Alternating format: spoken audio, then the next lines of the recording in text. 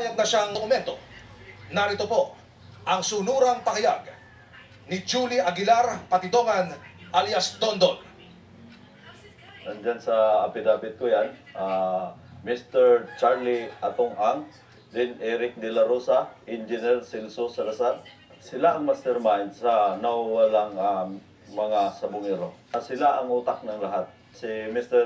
Eric De La Rosa, siya ang nagmamonitor ng mga palabas. Pag alam niya ang tsupi, pinapaalam niya kay Mr. Atong Ang, then mag-uusap sila ni Celso Salazar, then itawag sa akin na i-hold yung mga taong nagtutsupi. Kasi Mr. Atong Ang, siya yung chairman ng Pitmaster. Siya ang pinaka-mastermind at siya ang nag-uutos na talagang iligpit yung mga yan. Sa paano paraan? Katulad ng sinabi ko, may mga taong membro ng PNP na inuutosan para kumuha doon sa binyo. Sa mga taong nagtaka, bakit ngayon lang ako lumutang? Ngayon, lumutang ako dahil alam ko ang pinagkatiwalaan kong tao na ang ating PNP chief na si General Torre. Alam kong hindi niya kaya bayaran ng pira yan. Ano naging papel mo rito sa Missing Sabungero? Ba't ikaw ay kasama sa kinasuhan? Sa totoo lang, wala akong kinalaman dyan at isa lang akong utusan niya na bilang farm manager. Ikaw pala yung kakasuhan bukas ni Atong Ang. Ano mo sabi mo? Parang kinasuhan niya na rin yung sarili niya dahil ako kakasuhan niya. Eh, siya naman nag-uutos ng lahat. Katulad ng sinabi niya, nag-extortion daw ako ng 300 million para alam ng lahat. Hindi ko kayang tanggapin yung pera niya. Sinabi niya na nga sa social media na bilyonaryo ako. Patunayan ko na lang na ako isang bilyonaryong mini. Yun lang ang masasabi ko sa kanya. At saka Mr. Atong Ang, sabi na nga ng mga matatanda na huwag ka na magtago sa palda ng nanay mo.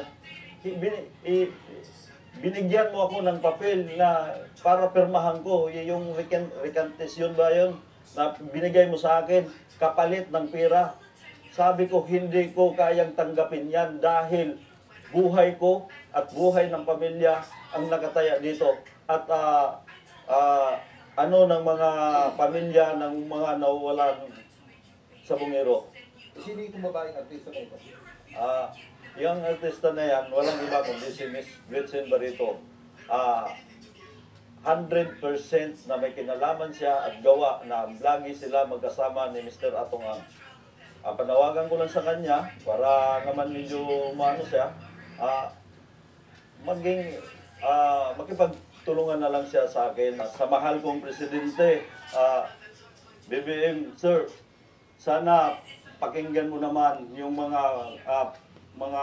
pamilya na namamatayan. Ito na yung pagkakataon na tulungan niyo ako dahil lahat ng sinasabi ko dito, walang kasinungalingan at walang pirang kapalit dito.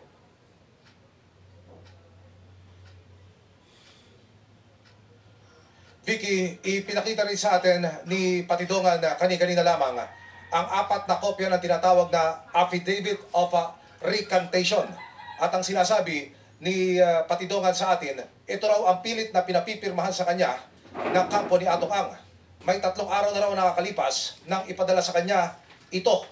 Nakasaad di umano sa Affidavit of Recantation na ito na babawiin at babaliktarin ni Patidongan ang lahat ng kanyang mga naging statement at salaysay laban sa kampo ni na Atong Ang at iba pa kapalit ng 300 million pesos. Wow. Si Patidongan, Vicky, ay nagtagal ng nagtatrabaho na sa kampo ni na Atong Ang. May 15 taon na ang nakalilipas. Siya ay nagsimula bilang bodyguard at hanggang sa marating ang posisyon bilang chief security ng mga farm ng kampo ni Atong Ang, pati na ng mga sabungan ito, di lamang sa Metro Manila, kundi sa mga karatig na probinsya. Mahigpit ang seguridad kung nasaan kami ngayon.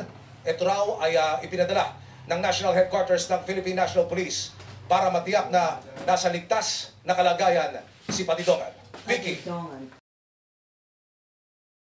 Of Atong Ang and not his accomplice in the alleged abductions. Liza Aquino has tonight's top story. The camp of actress Gretchen Barreto has finally spoken days after a whistleblower tagged her as one of the masterminds in the disappearance of more than 100 cockfighting enthusiasts or sabongeros. According to Barreto's lawyer, the actress has no involvement in the operations of any cockfighting arena and has no knowledge about any disappearances. To be clear, Ms. Barreto has only heard about and has no relevant knowledge concerning the disappearances. Wala siyang participation sa pag-operate ng sabungan. She's merely an investor, one of about 20 other investors who are also ALPA members. Pag tinignan mo yung allegation ng whistleblower, wala siyang sinasabi na he witnessed anything that Ms. Barreto has said or done. Malyonga emphasized that Barreto shares the public's desire to uncover the truth. When asked if they plan to take legal action against the whistleblower, Malyonga maintains the option is on the table, but they are more focused on cooperating with authorities. We are reserving our options, but ang priority namin and focus namin is really to get to help in the investigation. In response, Julie Patidongan, the whistleblower and a former aide of businessman Atong Ang, stood by his earlier statements. Tayo na ang humusga. Halos 24 hours sila magkasama ni Atong Ang. Ibig sabihin na hindi siya kasali. Samantalang nasa Alpha siya. Atong Ang recently filed a complaint affidavit against Patidongan and another whistleblower, Alan Bantiles, for accusing him of being the mastermind behind the disappearance of the sabongeros. Patidongan, however, denied Ang's claim that he tried to kidnap and kill him. Parang baliktad yata. Ako na yung malaking aso at siya na yung tuta. Sa sobrang dami ng pera niya, sa dami ng security niya, ay hindi niya pinag-isipan lahat ng mga sinasabi niya. Patidongan also insists he's merely a hired hand and they only take action once ordered by Ang. Tauhan lang naman si Dundut Patidongan. Sumusunod lang sa lahat ng gusto niya. Farm to farm lang ako. The possible police involvement in the disappearance of the cockfight gamers is also under investigation. The National Police Commission says it has already identified police officers allegedly involved in the case. According to NAPOLCOM Vice Chairman and Executive Officer Attorney Rafael Vicente Calinisan, the lack of a formal affidavit from one of the whistleblowers will not delay their probe. Once the police officers are formally identified, administrative cases can be filed, and as part of due process, they will be given the opportunity to explain their side. Mukhang insider tong taong ito. So, importante talaga yung testimony niya kasi siya yung in sa grupo eh. NAPOLCOM, however, declined to confirm nor deny the alleged involvement of a high-ranking police officer. Sabihin na lang natin na mula sa baba hanggang sa mataas na ranggo, alam naman natin na hindi naman gagalaw ang mga malilit na pulis kung walang opisyal din eh.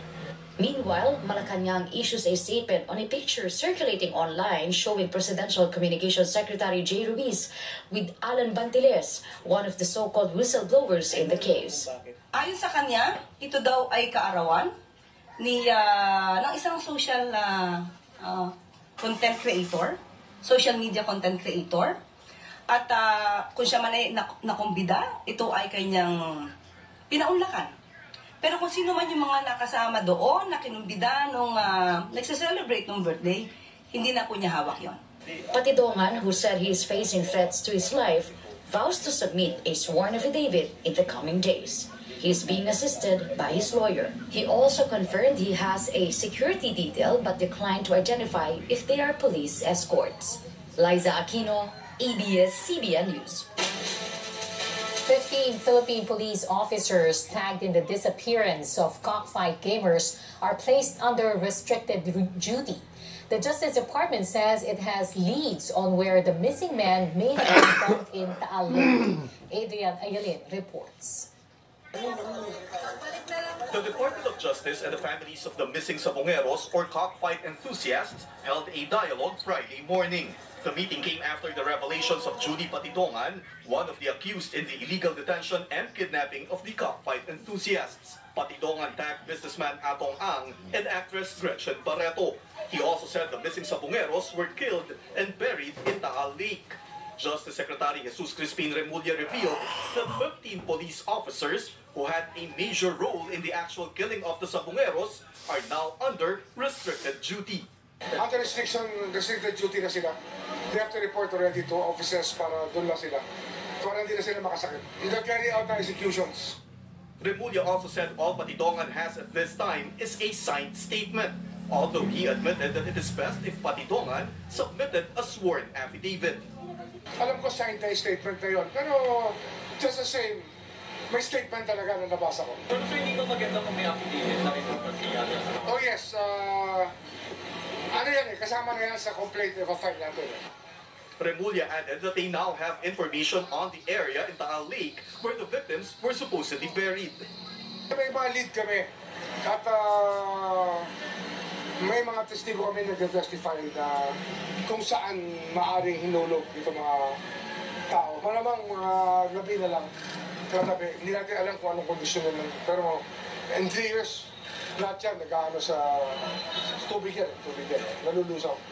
Remulla also said talks between the Philippine government and the Japanese embassy continue on the equipment needed to search for the bodies of the victims.